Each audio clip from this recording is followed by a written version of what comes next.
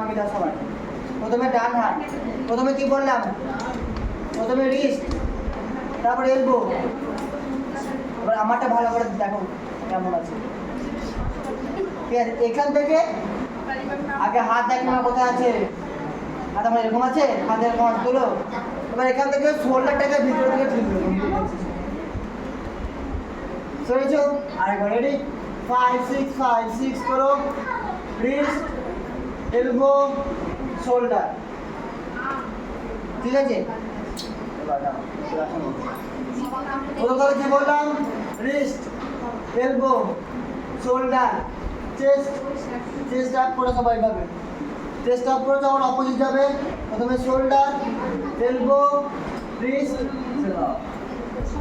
আর একবার যেমন যেমন বলছি পরপর পরপর করবে, তাহলে হয়ে যাবে।